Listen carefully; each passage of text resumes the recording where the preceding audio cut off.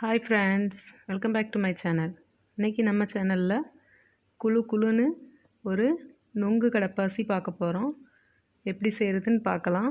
அதுக்கு முன்னாடி நம்ம சேனலை இது வரைக்கும் சப்ஸ்கிரைப் பண்ணலைன்னா சப்ஸ்கிரைப் பண்ணிவிடுங்க. கூடவே பக்கத்தில் இருக்கிற பெல் ஐக்கானை கிளிக் பண்ணிவிட்டு ஆல் சிம்பிள் கொடுத்துருங்க. Welcome to my channel mom city corner. நான் இதுக்கு 4 நுங்கு எடுத்திருக்கேன். இதை தனியாக எடுத்து வச்சுக்கலாம்.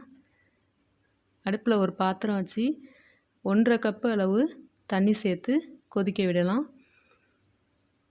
இதில் 5 கிராம் அளவுக்கு கடல்பாசி சேர்த்துக்கலாம்.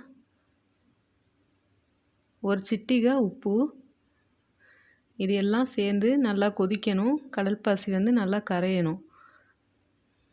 இப்போ நல்லா கொதிச்சிட்ருக்கு. இந்த ஸ்டேஜில் ஏலக்காய் தூள் ஒரு 1/2 டீஸ்பூன் சேர்த்துக்கிறேன்.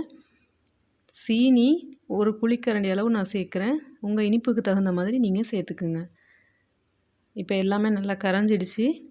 இதை ஒரு பாத்திரத்தில் வடிகட்டி எடுத்து வச்சுக்கலாம்.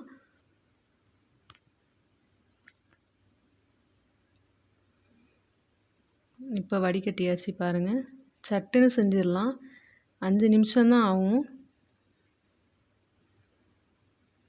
இப்போது நம்ம எடுத்து வச்சுருக்கிற நுங்கு இதில் சேர்த்துக்கலாம்.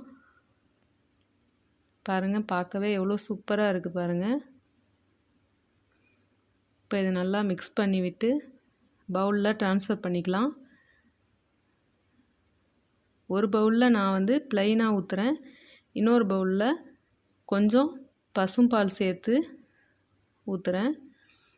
இதில் நீங்கள் வேணும்னா வேறு ஏதாச்சும் ஃப்ளேவர் சேர்த்துக்கலாம்.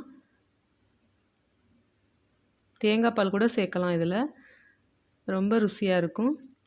இப்போ இது செட் ஆகிடுச்சு பாருங்கள், எவ்வளோ சூப்பராக இருக்குது. ரொம்ப டேஸ்டியானது, குளிர்ச்சி தரக்கூடியது. ட்ரை பண்ணி பார்த்துட்டு எனக்கு கமெண்ட்டில் சொல்லுங்கள். ரொம்ப சூப்பராக இருக்கும். ஓகே ஃப்ரெண்ட்ஸ், இந்த வீடியோ உங்களுக்கு பிடிச்சிருக்குன்னு நினைக்கிறேன். மறக்காமல் லைக் போடுங்க, கமெண்ட் பண்ணுங்கள். நம்ம சேனலை சப்ஸ்கிரைப் பண்ண மறந்துடாதீங்க. தேங்க்ஸ் ஃபார் வாட்சிங்.